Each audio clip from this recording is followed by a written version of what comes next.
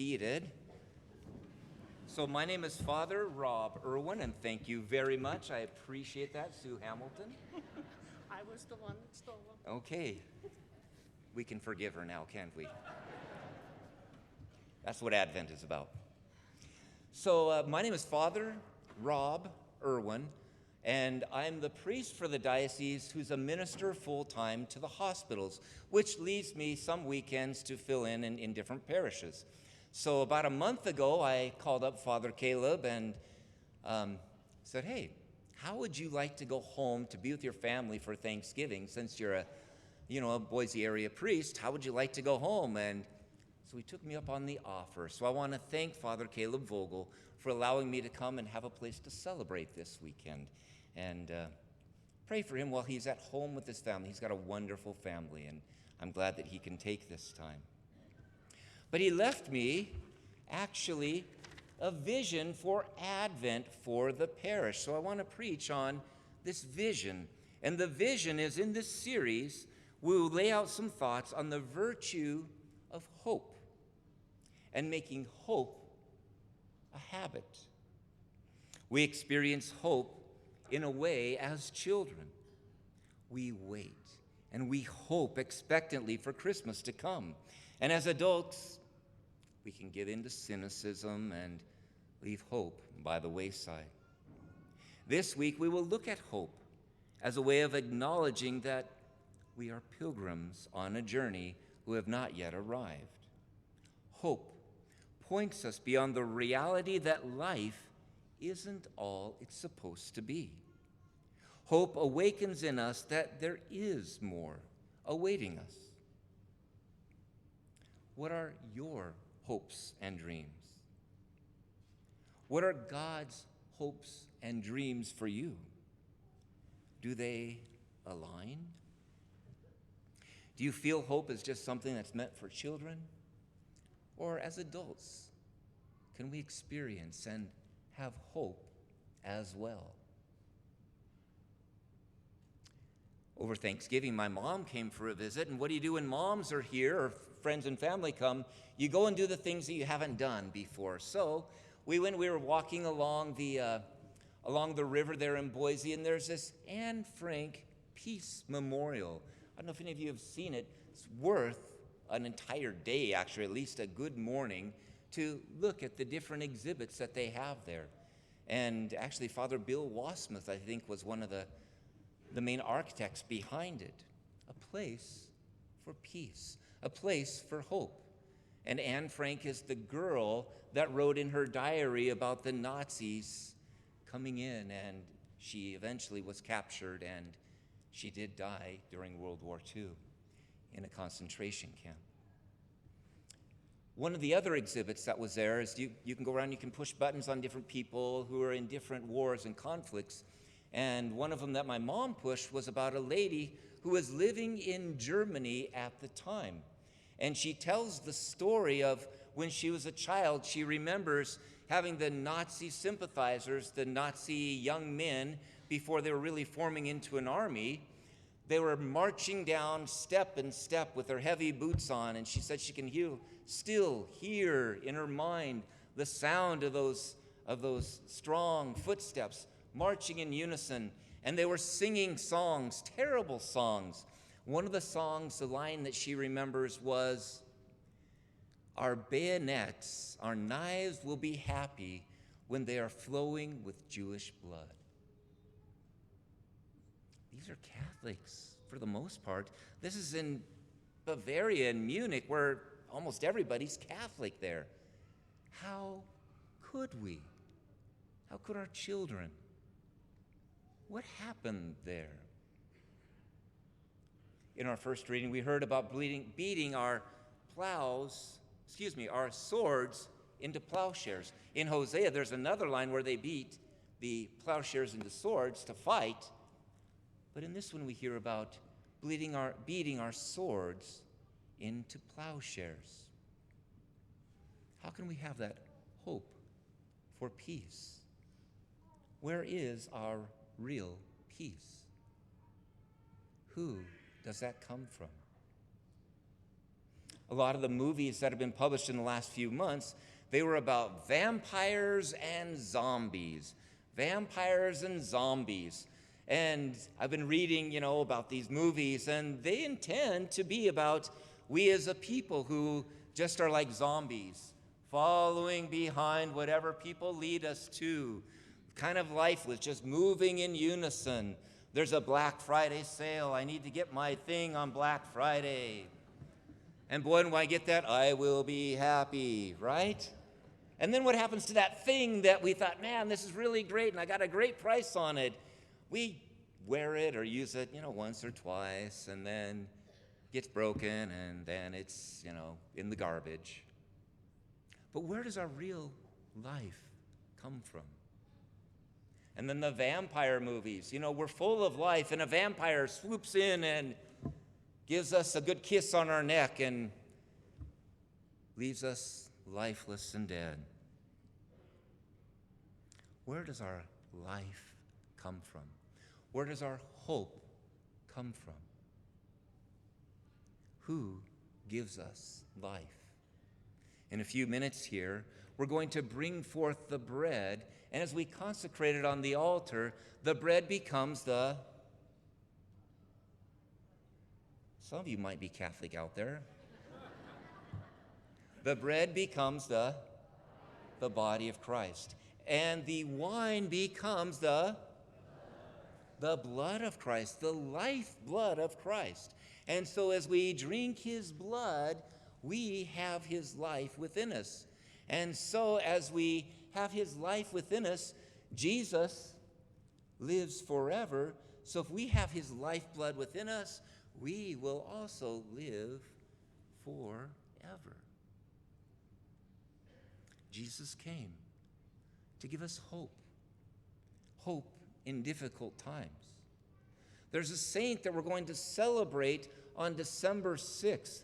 Who's the feast of December, right? Whose feast day is December 6th? Do you guys know who that is? Saint Nicholas, right on. I'm going to pull away from the podium, and excuse me, these are incredible, awesome microphones. I really like these mics, but the button is actually recessed. It doesn't stick up. 1, 2, okay. So Saint Nicholas. So who was Saint Nicholas? So if you really do know the answer, if you studied and you know the answer, shh, be quiet. You know where I'm going with this, right? If you really know the answer, don't speak up, and I'll give you a chance later, okay? But for the most of us, we think we know a lot about Saint Nicholas. I don't know about you, but I think I know. Did I say Saint Francis earlier? I did. Anyway, Saint Nicholas. Saint Nicholas. When did Saint Nicholas live? Young man, when do you think Saint Nicholas lived? Like what, 100 years ago, 50 years ago? How long ago did he live? 200, that long ago. Good guess. That's a good guess. 200 years ago? Oh, that's a good guess. How about where did St. Nicholas live? Anybody have an idea where St. Nicholas lived? Anybody have an idea? Where do you think St. Nicholas lived? In Germany. That's a really good guess. That's right. We have a lot of things that come from Germany, like our Advent wreath with all the lights on it. That comes from Germany. That was a really good guess, honey. But actually, he lived more than 200 years ago. He was actually born in the 200s. He was born in the year 270. So what year are we in now? 2000, almost 2020, right? He was born in the year 270. That's like 1,700 years ago he lived. Whew, that's a long time. And where did he live? Who knows where he really lived? Who does know? Where did he live? In Turkey, right on in southern Turkey, a beautiful spot, right on the Mediterranean. They don't have snow in southern Turkey, do they? Yeah. What comes from Turkey? Actually a lot, but we just don't know because we haven't been around Turkey so much. He was from Turkey, and he lived right around the year 300. He was born 30 years before, and he lived 40 years after that, so right around the year 300, he was kind of at the top of his game. And he was a brilliant person. In fact, he's known for a whole lot of things. Something that he isn't as famous for is that St. Nicholas was really smart. He was super smart. In fact, he was so smart, he was invited to the Council of Nicaea. So, we have our Apostles' Creed, and at the Council of Nicaea, they worked on it to find out, okay, let's define a little bit more who is Jesus and his humanity and his divinity, the Council of Nicaea, and we put together a creed we call the Nicene Creed, which we'll all stand up and say in just a few minutes from now. St. Nicholas actually had a big part to play in the words that were used there. Now, we don't know exactly which words are his, but he had a big part to play in that. He was brilliant. He was super smart. But he also understood something else. Now, remember, he lived in the 300s. In the 300s, somebody mentioned Rome, maybe, or was that the other Mass? He lived during Roman times when the Romans had conquered. In fact, he was there during the worst of the Christian persecutions. He saw the worst when, I'm not going to go into it, it was terrible, terrible, terrible, as they tried to exterminate the Christians. He was there. He experienced it. But he understood that the way to combat somebody who fights against you isn't by throwing bigger rocks. What did he do that we also do on the feast of St. Nicholas? What do you think he did? He gave. He was charitable. One of the stories about him, there are many, but one of the stories talks about there was a man who was poor and he had 3 wonderful daughters. And he wanted them to get married, except back in the day, in order to be married, the woman had to give a dowry. Oh, for the good old days, right? Wrong. Way wrong, right? Imagine having to give a dowry, and this man is, I'm just barely making enough to survive. How can I make enough, build up enough for a dowry for my 3 daughters? St. Nicholas dropped off a bag of gold so that the first daughter could get married, and the second and the third. Now, we don't know how that happened. Maybe dropping it down a chimney, maybe under a tree, who knows? We don't know. But St. Nicholas was very giving. He loved to give, and he also loved children. And it is true that after Mass, he liked to give candy to the children. And so that's something else we do on the Feast of St. Nicholas as well, is that we give candy to one another. St. Nicholas.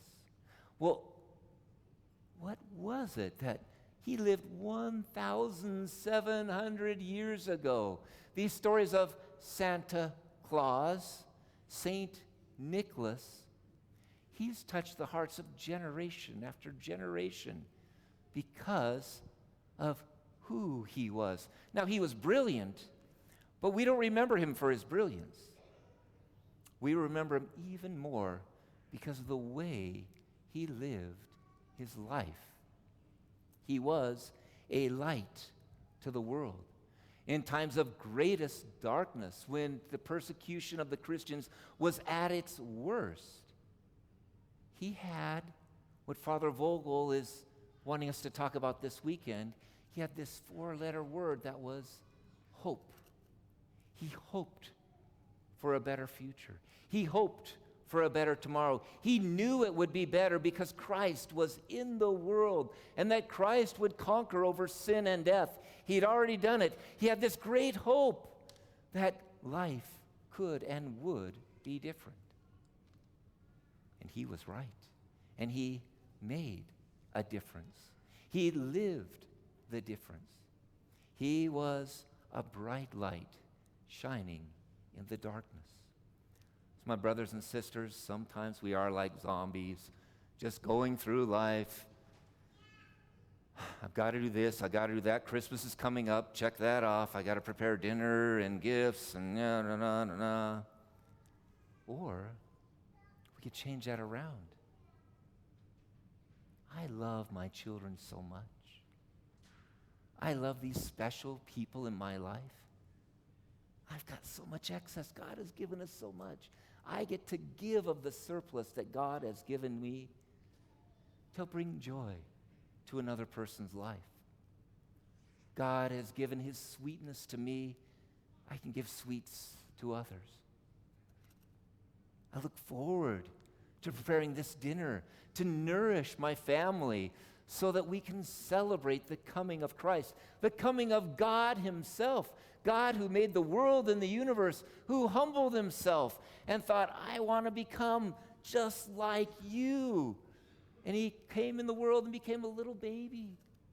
And he was completely dependent. This is God, completely dependent on our Blessed Mother and on St. Joseph, the stepfather, completely dependent.